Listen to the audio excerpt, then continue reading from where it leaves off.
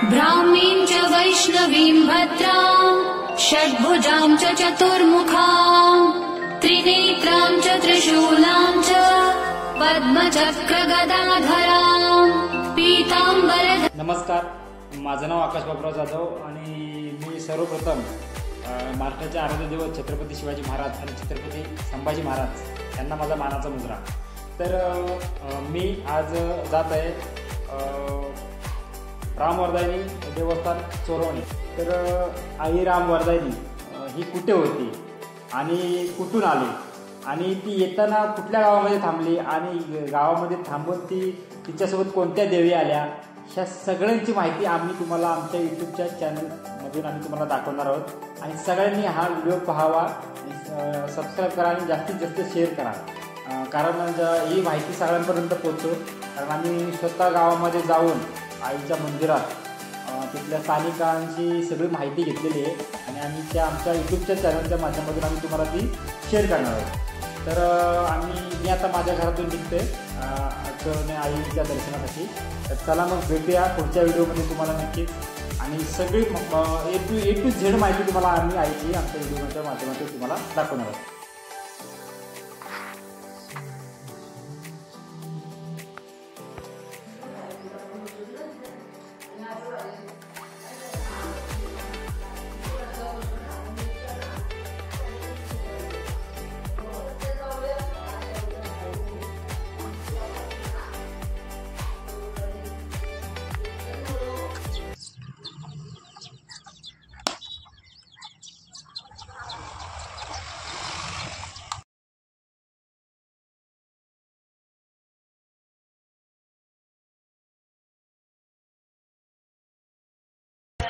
मावळे आम्हीच लढणार,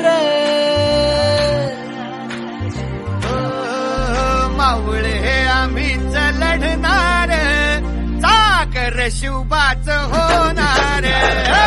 ते छत्रपती शिवाजी महाराजांना मुजरा करून तसेच छत्रपती शिवाजी महाराजांना पुष्पहार करून आम्ही आई रामवर्धायच्या दिशेने प्रवास करायला सुरुवात केली। जय जिजाऊ, जय शिवराय, जय शंभूराजे। तर फायनली आम्ही आई काळकाईच्या मंदिराजवळ पोहोचलो आहोत। कासाईखिंड येथे आई काळकाईचं मंदिर आहे। रस्त्याच्या बाजूलाच लागून आई काळकाईचं मंदिर आहे। तर खूप छान पद्धतीचं मंदिर आहे, पाहू शकता तुम्ही आई काळकाईचं। तर कधी गेलात रामवर्धायनीच्या दर्शनात तर नक्कीच या मंदिराजवळ तुम्ही थांबा आणि आई काळकाईचं दर्शन घ्या आणि मगच इथून पुढे तुमच्या प्रवासाला सुरुवात करा। झोप पूर्ण झालेली आहे काळकाई आईच्या मंदिरात पोसरीखिंड येथे 12 वाजता आई काळकाईच्या मंदिरामध्ये आम्ही पोचलेलो।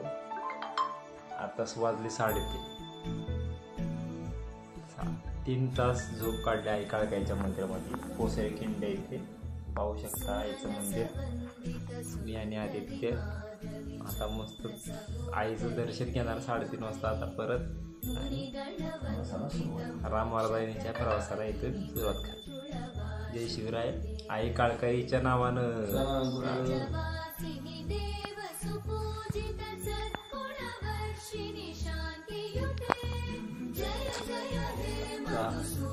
3:30 वाजले आणि थंडी भरपूर लागते। अंगावर काहीच नाही, फक्त जर्किन घातलेलं आहे आणि तरी आईच्या मंदिरात येऊन झोपलो आणि काळकाईच्या मंदिरामध्ये। आणि कसलीच थंडी नाही, कसलीच भीती नाही, बिनधास्तपणे आम्ही 12 वाजता इथे येऊन आईचं दर्शन घेतलं। रात्री गाडी बाहेर लावली आणि बिनधास्तपणे इथं आम्ही दोघीजण झोपलो। 3 तासाची चांगली सुखाची झोप काढली आणि इथून आईचं दर्शन घेऊन पुन्हा श्री रामवर्धायनीकडे प्रस्थान करणार आहोत। तर चला मग आता पोसरीखिंड येथून आई काळकाईचं दर्शन घेऊन आणि आता चोरवणे शिंदेवाडी आमच्या मामाच्या गावी श्री रामवर्धायनीच्या दर्शनाला आम्ही इथून प्रस्थान करणार आहोत। जय शिवराय, जय शंभूराजे। थोड्याच वेळात आम्ही इथून निघणार आहोत। किती किलोमीटर आहे? 23 किलोमीटर। 23 किलोमीटर आम्हाला इथून प्रवास करायचा आहे अजून।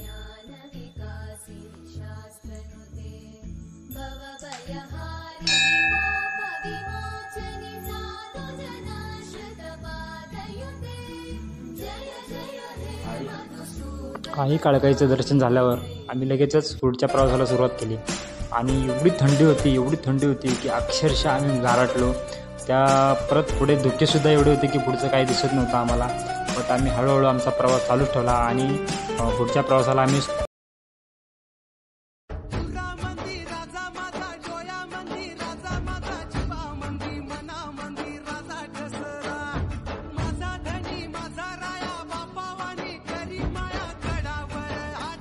फायनली आम्ही छत्रपती शिवाजी महाराजांचं दर्शन घेतलेले धामणन येथे, धामणनच्या चौकामध्ये.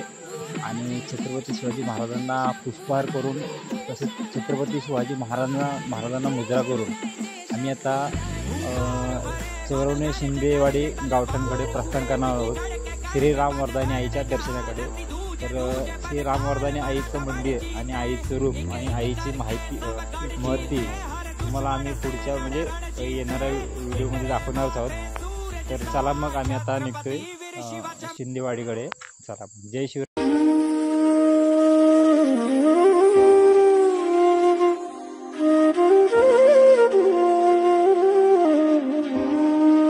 तुझ्या राऊळी तुझे नाम घेण्यातून मी माऊली.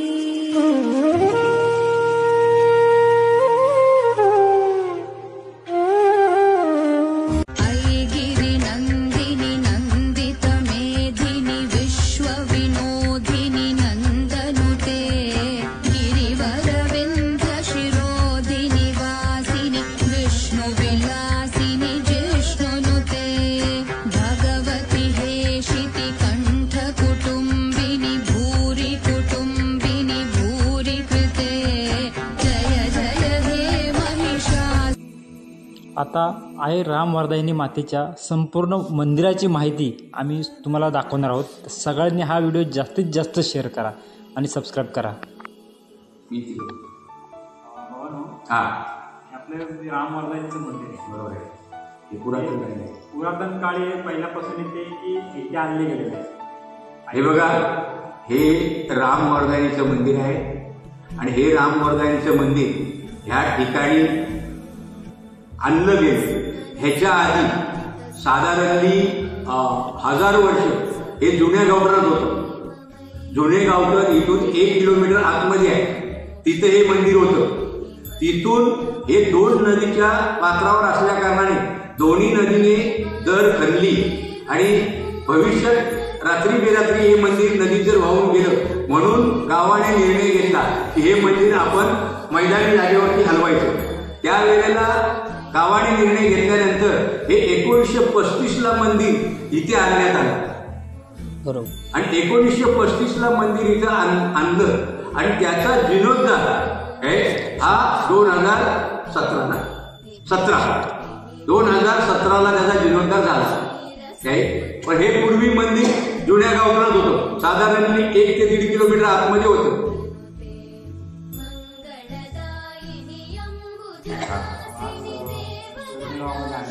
बरोबर. मला सर्वप्रथम तुमचं नाव सांगा. माझं नाव रामचंद्र सकाराम शिंदे. आज ह्या आईच्या दरबारात आलोय. मला या चोरवणे गावाविषयी आणि आई वर्धानीविषयी मला थोडक्यात माहिती सांगा. चोरवणे गावाबद्दल जर माहिती सांगायची झाली, हा चोरवणे गाव हा अक्षरशः कर्नाटक बॉर्डरला होता, गुलबर्गा या ठिकाणी. अल्लाउद्दीन बादशाह याने आम्हाला तिथे सरदारकी बहाल करून या ठिकाणी पाठवलं आणि ही देवी आम्ही संगाती या देवीला घेऊन आलो. ही संगाती या देवीला घेऊन आलो. त्याची तारीख आहे इसवी सन 1093.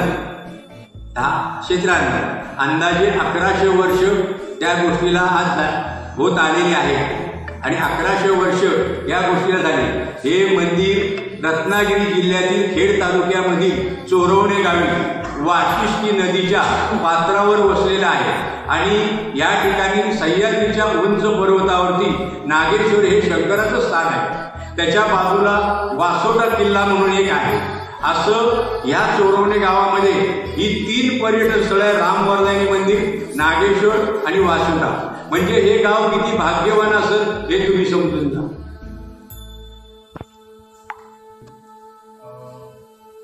चोरवणे गावची आदिमाया आदिशक्ती रामवर्धानी देवी तुमचे वर्षाचे सण किती म्हणजे वर्षाचे सण काय काय असतात ते आम्हाला थोडक्यात माहिती. हे बघा, राम वर्धायांची हे मंदिर आहे. हे वर्षाच्या 12 महिने, जसे वर्षाचे 12 महिने ते महिन्याच्या 12 तिथी या ठिकाणी असतात. एकदा इथून सुरुवात होते. पहिला मार्गशीर्ष महिन्यामध्ये काय इथे गोंधळ असतो. जे गोंधळी आहे हे पाटणवरून या ठिकाणी येतात. गेले 1000 वर्ष त्या गोंधळ्यांना या ठिकाणी निमंत्रण केलं जात नाही.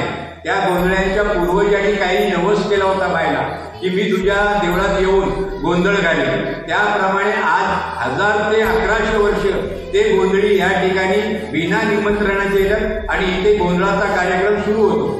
त्यानंतर गोंधळ झाला की या ठिकाणी एक सप्त्याचा कार्यक्रम असतो. हनुमंतरायाचं सप्त असतं. हनुमंतरायाचं सप्त संपलं की या ठिकाणी पुन्हा चैत्र पौर्णिमा म्हणजे रामवर्धायणी देवीचा हा प्रगट दिवस आहे.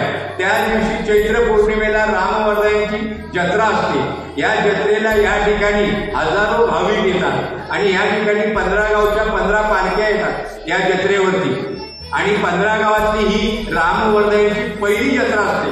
त्यामुळे सगळी जत्रा ज्या आहेत 15 गावातल्या पहिली रामवर्धायणीची जत्रा, नंतर बाकीच्या गावांच्या जत्रा सुरू होतात.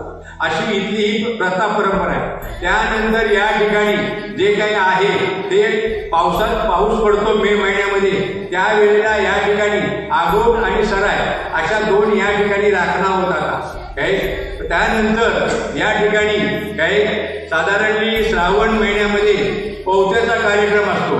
जसं आपण राखी बहीण भावाच्या गळ्या हातामध्ये बांधते त्याप्रमाणे या ठिकाणी पौते बनवलं जातं आणि ते देवीच्या गळ्यात घातलं जातं. आणि देवीच्या गळ्यात घातल्यानंतर उरलेली जी सगळी पौती असतात ते बनवणाऱ्या भाविकांच्या गळ्यामध्ये पहिली मानकऱ्यांच्या गळ्यामध्ये घातली जातात आणि त्यानंतर भाविकांच्या गळ्यात घातली जातात. अशा प्रकारचा हा कार्यक्रम चालू असतो. त्यानंतर इथे गणपतीचा कार्यक्रम असतो.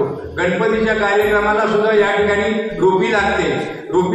त्या ठिकाणी गौरी गणपतीचा उत्सव होतो. अशा पद्धतीचा कार्यक्रम इथं चालतो. आणि तो कार्यक्रम संपल्यानंतर नवरात्र या ठिकाणी 9 दिवस नवरात्रीचा कार्यक्रम असतो. यावर्षी तर साधारणली 6 ते 7 हजार भाविक 9 दिवसात या ठिकाणी त्यांनी हजेरी लावली. आता इथे खरं सांगायचं झालं तर या ठिकाणी आमचे मंडळाचे अध्यक्ष काय सुरेशदादा शिंदे यांनी एक संकल्पना मांडली. त्यांच्या निदर्शनास आलं की इथे येणारे जे भाविक आहेत हे फार दूरवरून यायचे आणि इथे काही व्यवस्था नसायची, ना हॉटेल ना काय. मग अशा परिस्थितीत त्यांना चिपळूणला किंवा खेडला जेवण करायला जावं लागायचं. इथे आलेला भाविक 12च्या नंतर त्याला एवढा त्रास असायचा तर ते विचारू नका. मग त्या सुरेशदादा शिंदे अध्यक्षांनी गावासमोर प्रस्ताव ठेवला की इथे येणाऱ्या भाविकाला हा महाप्रसाद मिळाला पाहिजे. मग गावकऱ्यांनी त्यांनी समजून सांगितलं ते त्या महाप्रसादासाठी तुम्हाला देवीच्या निधीतून 1 रुपया सुद्धा वापरता येणार नाही आणि तो वापरायचाही नाही. त्या महाप्रसादासाठी जो काही निधी लागेल तो मी उपलब्ध करून देईन. आणि ते गावाने मानलं. गावाने त्यांना हे दिलं, मान्यता दिली त्या गोष्टीला आणि लगेच एक 8 दिवसामध्ये या ठिकाणी महाप्रसादाची सुरुवात झाली. आता 7 महिने झाले या ठिकाणी महाप्रसाद असतो. पण साधारणपणे 100, 125, 150 माणसं या ठिकाणी पर डे हा महाप्रसादाचा लाभ घेतात काय. परंतु खरोखर हे काम जेवढं आपण खऱ्या अर्थाने काय जेवढं करू तेवढं आपल्यासाठी लाभदायक आहे. आणि अशी परिस्थिती आहे म्हटलेलं आहे की देणारे देत राहतात, घेणाराचे हात पुढे असायला पाहिजे तर ते देणारे नक्कीच देत असतात. आणि त्याची आम्हाला कल्पना आहे की बघता या ठिकाणी एवढे भाविक तयार झाले आणि आज अशी परिस्थिती आहे की मागायची गरज नाही, स्वतःच भाविक या ठिकाणी येतात. रजिस्टर पावती घेतात महाप्रसादासाठी. काही लोक डायरेक्ट बँकेच्या अकाउंटला पैसे पाठवतात. अशी परिस्थिती या ठिकाणी आहे. आणि त्याच्यामुळं हे गाव आज म्हणजे सह्याद्रीच्या पायथ्याशी काही सह्याद्रीच्या कुशीत आहे, सह्याद्रीच्या कुशीत आहे, वाशिष्ठी नदीच्या पात्रावर आहे. हे म्हणजे एवढं भाग्य आम्हाला ह्या चोरडे गावातील जनतेला लाभलेलं आहे. काही अशा प्रकारचा या ठिकाणी कारभार चालू आहे.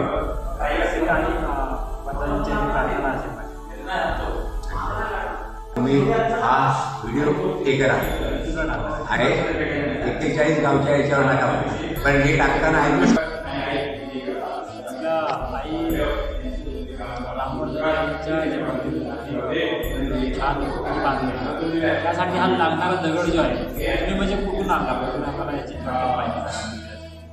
आई रामवर्धनीचं मंदिर बांधण्याचा गावाने निर्णय घेतला आणि आम्ही हा लागणारा दगड हा टोटल कोल्हापूर आणि निपाणी या ठिकाणावर तो तिथून घडवून आणला. या ठिकाणी त्याची फक्त फिटिंग झाली.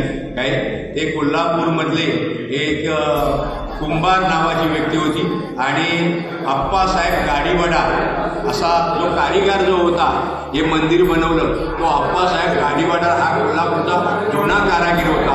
म्हणून ही जुनी कला आज आपल्याला बघायला मिळते. साधारणली हे मंदिर, या मंदिराला लागणारा दगड हा टोटली कोल्हापुरातून आला, पण हे मंदिर बनवताना हे गाव साधारणली छोटंसं आहे, हे गाव मोठं नाही आहे. साधारणली उंबीरला 80-82 उंबीरण्याचं गाव आणि साधारणली हे 2.25 कोटी रुपयाचं मंदिर बांधायचं म्हटलं तर शक्य नव्हतं. परंतु या गावातील सर्व नोकर वर्गाने असा निर्णय घेतला की आपण 1 महिन्याचा पगार देऊ काय आणि हे मंदिर बांधू. मंदिर बांधण्यासाठी पहिला 1 महिन्याचा पगार काढला, तोही पुरला नाही. पुन्हा गावाने निर्णय घेतला, नोकर वर्गाला सांगितलं, दुसरा 1 महिन्याचा पगार नोकर वर्गाने दिला. आणि इथे येणाऱ्या ज्या लोकांनी पाहिलं की हे मंदिर अशा पद्धतीची मंदिरं ही आताच्या युगात होत नाही, ही मंदिर पांडवकालीन युगामध्ये व्हायची. आणि ते लोकांनी जेव्हा पाहिलं तेव्हा ते बोलायचे काय की या गावामध्ये पांडव जन्माला आले म्हणून हे काम या पद्धतीने चालू झालेलं. आणि अशा लोकांनी ते ज्या बघितलं त्यांनी आम्हाला फोन करून बोलवून काय लाखोच्या पटीमध्ये आम्हाला त्यांनी निधी दिला आणि म्हणून हे आम्हाला सगळं शक्य झालं.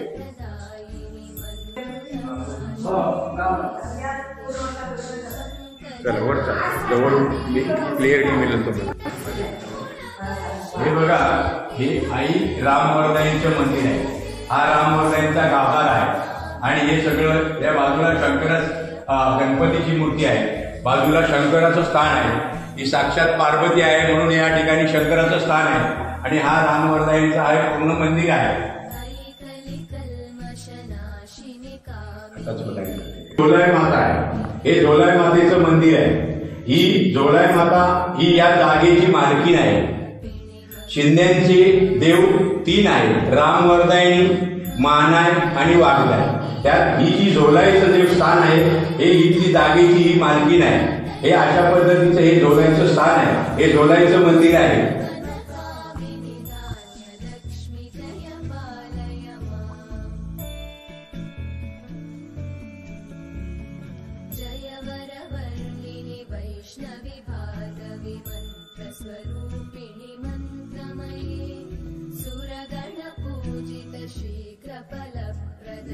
बघा, आत्ताच मी तुम्हाला आधी सांगितलं की ती जोलाई या जागेची मालकीण आहे.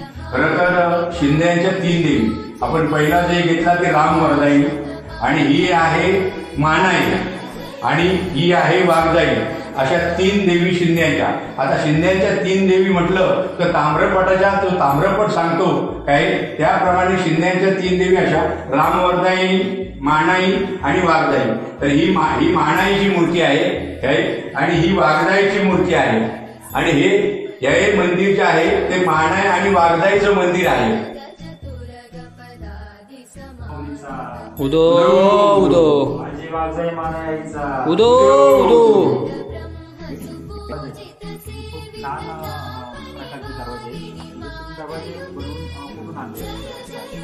हे आईच्या मंदिराचे दरवाजे हे आम्ही पोपळी या ठिकाणी नारायण मिस्त्री म्हणून कारीगर आहे. त्या नारायण मिस्त्रीला काय या ठिकाणी खरं म्हटलं तर या आईसाठी आईच्या वगाडाच्या लाटेसाठी एक इंगावळे म्हणून गलवाटण्याचे त्यांनी सायाचं लाकडू दिलं होतं. ते फार पुरातन कालीन होतं, परंतु त्या तिथून आणता येत नव्हती लाट. मग ते आम्ही गावाने असा निर्णय घेतला ते सागवान जाऊन तोडायचं आणि ते आणायचं देवीच्या दरवाजांसाठी वापरायचं. म्हणून ते दलवाटण्यातून आम्ही ते सागवान आणलं आणि ते नारायण मिस्त्री पोपळी यांना तिथे बनवायला दिलं. आणि त्या नारायण मिस्त्रीने हे सगळं डिझाईन त्यांनी केलेलं आहे आणि त्यांनी हे बनवलेलं आहे.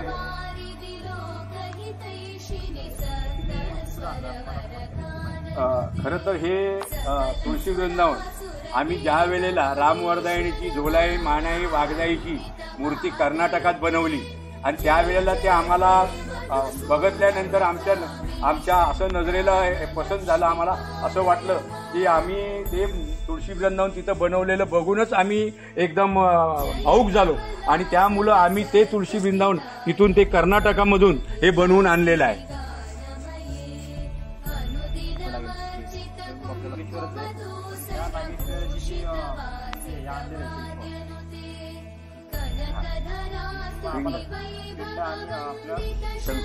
नंदी हे बघा, हे अक्षरशः आतमध्ये शंकराचं स्थान आहे, परंतु गाभाऱ्यामध्ये कुठल्याही लेडीजला किंवा पुरुषाला सोवळं नेसल्याशिवाय आतमध्ये जाता येत नाही आणि म्हणूनच हे आम्ही या ठिकाणी ही शंकराची पिंड आणि नंदी आणि हे शंकराचं स्थान आहे हे गावाने निर्णय घेऊन या ठिकाणच्या कारिगरांनी ते या ठिकाणी बनवलेले, आमच्या गावच्या मिस्त्री मंडळीने हे बनवलेलं आहे आणि या ठिकाणी लोकांना या ठिकाणी आतमध्ये दर्शन घेता येत नाही म्हणून या ठिकाणी ते बनवण्यात आलेलं आहे आणि इथे लोक येऊन दर्शन घेतात.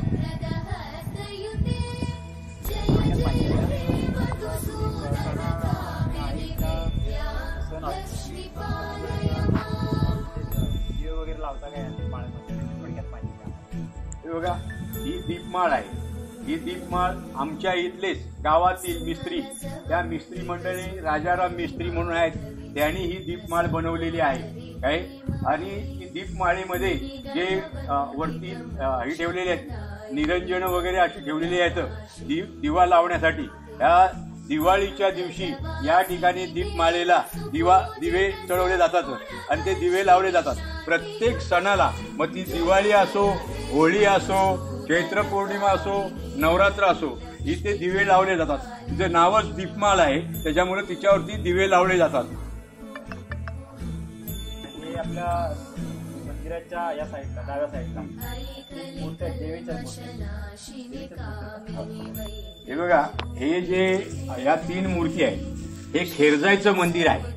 हे खेरजाईचं मंदिर इथे ही पहिल्यापासून खेरजाई आहे आणि ह्या 2 मूर्ती आहेत. ह्या ज्या मंदिर बांधलं आतमध्ये असलेल्या ह्या 2 मूर्ती आणलेल्या आहेत. पहिलं खेरजाईबद्दल जर आपल्याला सांगायचं झालं तर हे खेरजाईचं मंदिर आहे. या खेरजाईचं मंदिर, तिचं खेरजाईचं असं म्हणणं आहे की एका रात्रीमध्ये काय निंगडीच्या खांबावरती माझं मंदिर बांधलं पाहिजे.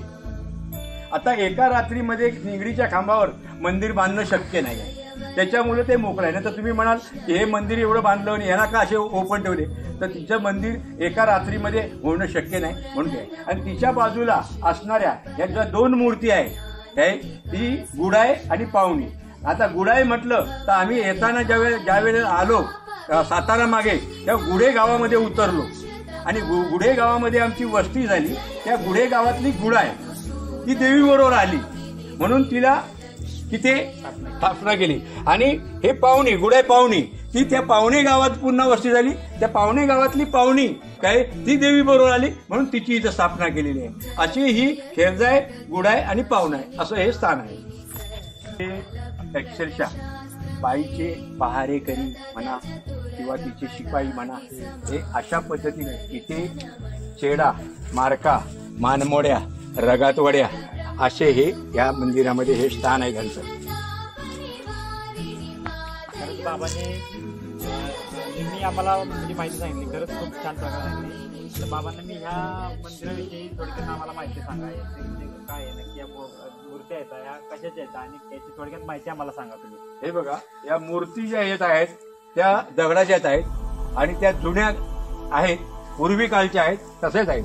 पण हे असताना जेव्हा मंदिर बांधलं, मंदिर एवढं चांगलं बांधलेलं असताना लोकांनी असा निर्णय घेतला मग यांना अशा मोकळ्यावर का ठेवायच्या, म्हणून हे पाषाणी काही त्यांच्यासाठी सुद्धा हे पाषाणी मंदिर बनवण्याचा गावाने निर्णय घेतला आणि त्यांना या ठिकाणी हे मंदिर बांधून इथे शिफ्ट केले. बाबा ह्या बांधलेलं आहे, हे जे बांधलेलं आहे याच्यामध्ये आपल्या आईच्या रामवर्धानीच्या जुन्या मूर्त्या आहेत. तर त्या तुम्ही मूर्त्या जर असतील अवेलेबल आता आम्हाला बघण्यासाठी तर तुम्ही त्या आम्हाला करून दाखवा. आम्हाला त्या बघण्याची खूप इच्छा झाली. तर असतील आम्हाला बघण्यासाठी तर तुम्ही दाखवा. बघा, हे एक गोडवान आहे बनवलेलं आणि ते बंदिस्त आहे. परंतु आता तुम्ही एवढ्या लांबून आलायत आणि जर तुम्ही म्हणताय तर खरोखर तुमची इच्छा झालेली आहे त्या बघण्याच्या, परंतु त्या अक्षरशः तशा दाखवायचा आम्हाला मनाई आहे. परंतु आता एवढ्या लांबून आल्यानंतर आमचं सुद्धा काहीतरी, आम्ही सुद्धा तुमच्यासाठी काहीतरी देणे लागतो. त्याच्यामुळं हे दरवाजा उघडून मी आपणास दाखवतोय काय आईच्या मूर्त्या. काय पायाखाली बघा फक्त लांबून घेतलं. आई रामवर्धानी आईचा, उदय आई माऊलीचा, उदय. आई रामवर्धानीची मूर्ती. नेमकी ती सांगताय म्हणजे इकडे घोड्यावर बसलेली दिसेल बघ. हो दिसली दिसली. घोड्यावर बसलेली ती रामवर्धन. ह्या सगळ्या जुन्या पुरातन काळातील ठेवा अजून ह्या शिंदेवाडी सौरवणे शिंदे शिंदे यांनी ह्या गावकऱ्यांनी त्यांचा ऐतिहासिक ठेवा वारसा जपून ठेवलेला, ऐतिहासिक वारसा जपून ठेवलेला आहे. का तर येणाऱ्या पिढींनाही बघायला यावा की आपल्या पूर्वजांच्या काळातील आई वर्धानीची मूर्ती कशी होती. त्यामुळे ह्या गावकऱ्यांनी इथली हा ऐतिहासिक वारसा जपून ठेवलेला आहे. मंदिर आहे, त्या मंदिराविषयी आम्हाला बाबा आमच्या थोडक्यात माहिती देतीलच. हे बघा, हे जे मंदिर आहे हे थळ आहे. म्हटलं जातं जळ, थळ आणि पाषाण हे फार पुरातनकालीन हा शब्द आहे. जळ, थळ आणि पाषाण. तर जळ, थळ, तर हे थळ आहे. या मंदिराला थळ म्हणतात आणि याला इथे थळ देणं दिलं जातं.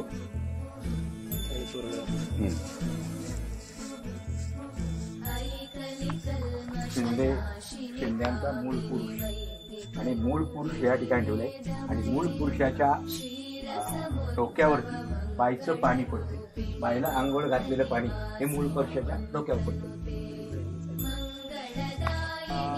मागच्या बाजूला मंदिराची प्रतिक्रियाची माहिती घेतली. तसेच देवीच्या डाव्या साईडला छान म्हणजे वॉशरूम वगैरे खूप छान सुविधा आहे. तसेच तर मागच्या बाजूला आईच्या डाव्या बाजूला आलेलो आहोत आणि डाव्या बाजूला हे जे आहे हे बघा, हा बाईच्या डाव्या हाताला जो खांब आहे हा मूळ पुरुष आहे आणि मूळ पुरुष असल्या कारणाने बाईच्या आंघोळीचं पाणी हे मूळ पुरुषाच्या डोक्यावर पडलं पाहिजे आणि म्हणून याला या ठिकाणी बसवलेलं आहे.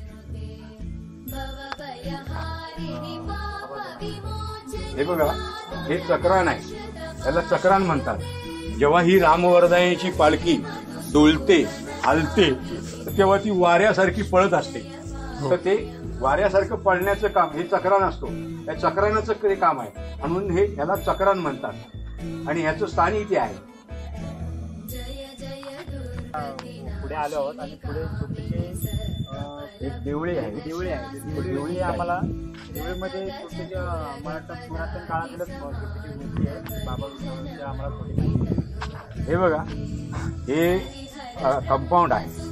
हा जुन्या मंदिरामध्ये इथे एक ही होती, पडवी होती. या पडवीमध्ये या गावची जे बौद्ध समाज, अक्षरशः त्यांनी बौद्ध धर्म हा 1952ला, पण त्याच्या आधी त्यांना महार असं म्हटलं जायचं. परंतु ते महार असल्या कारणाने त्यांची ती पडवी होती तिथे आणि तिथे त्यांची ही मारकी होती. ती मारकी ह्या ठिकाणी आहे. ह्याच्यामध्ये मारकीला ठेवण्यात आलेली आहे.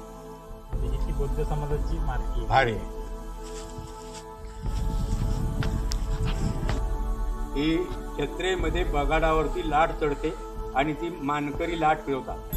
आता नवीन भाषेत बोलायचं तर ह्याला आम्ही खरखांबा बोलतो, पण जुन्या भाषेत बोलायचं झालं तर हे बगाड. मग हा खरखांबा आहे. हा खरखांबा इथला आमच्या इथलेच मिस्त्री त्यांनी हा खरखांबा बनवलेला आहे. याला जुन्या भाषेत बगाड म्हणतात.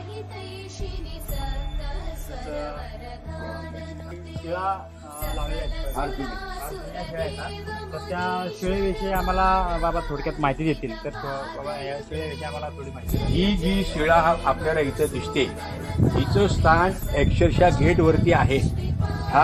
हे जे आहेत हे पहारेकरी आहेत. हे जुने पहारेकरी आहेत.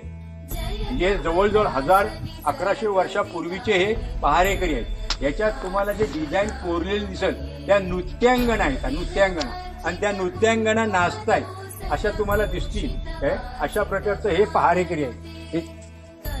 हे सुद्धा पहारेकरीच आहेत.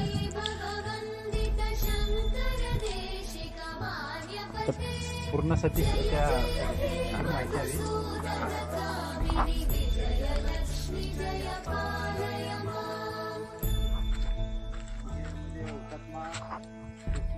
हे हुतात्मे स्मारक आहे. हे हुतात्मे स्मारक अशासाठी बनवलं गेलं की ज्या वेळेला स्वातंत्र्य महाराष्ट्राच्या लढ्यामध्ये आमच्या गावचे कृष्णाजी गणू शिंदे या साधारणली वय वर्ष 25 अशा उमेदीत असताना त्यांनी स्वतःचं बलिदान स्वातंत्र्य महाराष्ट्रासाठी दिलं. आणि म्हणून या गावाने असा निर्णय घेतला की या व्यक्तीचं ज्याने स्वतःच्या स्वतंत्र महाराष्ट्रासाठी लढ्यासाठी बलिदान दिलं अशा माणसाचं इथे हुतात्मे स्मारक व्हावं अशी गावाची इच्छा होती आणि गावाने हे बनवलं. खरं तर हे बॉम्बेमध्ये हुतात्मे स्मारक 106 लोकांचं हुतात्मे स्मारक बाळासाहेब ठाकरेंनी बनवलं. तिथे त्या ठिकाणी बनवलेलं आहे. पण या ठिकाणी आम्ही गाव म्हणून हे कृष्णाजी गणू शिंदे यांचं हे स्मारक आम्ही या ठिकाणी बनवलेलं आहे. महाराष्ट्रासाठी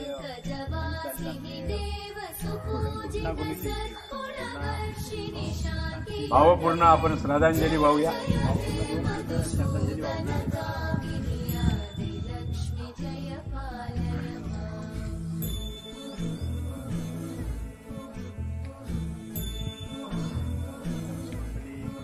अटल श्री ज्ञानदेव तुकार पंढरीनाथ भगवान की जय. आम्ही आलो अन्नछत्र अन्नदान म्हणजे आम्ही आईच्या पाया पडून तिथे महाप्रसादाचा लाभ घेतला. खूप छान पद्धतीचं जेवण अतिउत्तम. आम्ही कुठे गेलो की असं आम्हाला महाप्रसाद म्हणजे कुठे भेटला नाही. अजूनपर्यंत कुठल्या देवस्थानी नाही भेटला. वर्धानीच्या पाटणीच्या चरणी येऊन इथं महाप्रसादाचा आम्ही लाभ घेतला. खूप सुंदररित्या नियोजन केलंय गावकऱ्यांनी. त्यांचे मानावं तेवढे आभार कमीच आहेत. आणि त्या अन्नछत्र कसं झालं का कोणी उभं केलं कशासाठी त्यांनी म्हणजे ती थोडक्यात माहिती आम्हाला आमच्या बाबा देतात. हे बघा रामवर्धानी मंदिर बांधून पूर्ण झालं, त्याचं उद्घाटन झालं आणि त्यानंतर या ठिकाणी शिल्लक असलेला निधी असल्या कारणाने आम्ही असा निर्णय घेतला गावाने की या ठिकाणी भक्त निवास असावं, येणाऱ्या भाविकाला राहण्याची व्यवस्था असावी म्हणून हे भक्त निवास या ठिकाणी बांधलेलं आहे. आतमध्ये 2 रूम आहे, आतमध्ये किचन आहे, आतमध्ये गोडवान आहे. अशा पद्धतीने हे आम्ही त्या वेळेला बांधलं. पण योगायोगाने या ठिकाणी महाप्रसाद चालू झाला. आता या ठिकाणी येणाऱ्या भाविकांना महाप्रसाद दिला जातो.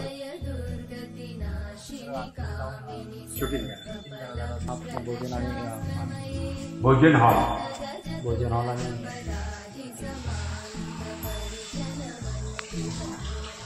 तर हा अन्नदानासाठीचा असलेला किचन आहे. येणारा भाविक हा उपाशीपोटी जाणार नाही. असे म्हणजे पूर्ण जेवणाची उत्तम सोय इथे केली जाते. हे पाहू शकता.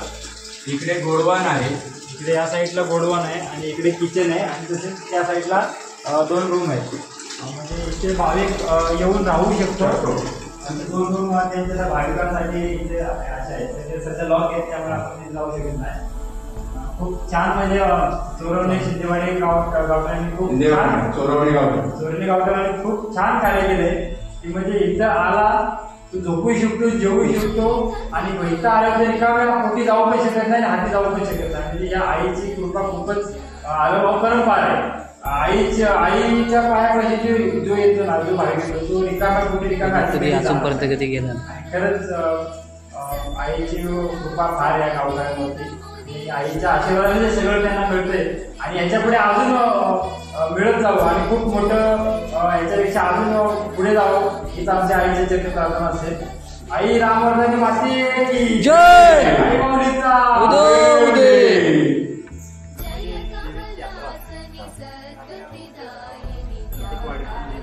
देवाची पालखी येते. तर मग कुठल्या वाडीतून देवाची पालखी येते? हे बघा, प्रत्येक वाडीतून नाही, प्रत्येक गावातून निवे, चोरवणे, सापिर्ली, वावे, गुरवस, मुसाळ, साखर, धामनर, ओसरे अशा सगळ्या गावातून इथे पालख्या येतात आणि आईच्या जत्रा ही पहिली होते 15 गावामध्ये आणि त्यानंतर बाकीच्या जत्रा होतात. परतीचा प्रवास झालाय सुरू. पुन्हा एकदा रवाना परतावा घेत आहे यांच्या ह्याच्यातून येतोय लवकरच. परतीचा प्रवासाला सुरुवात.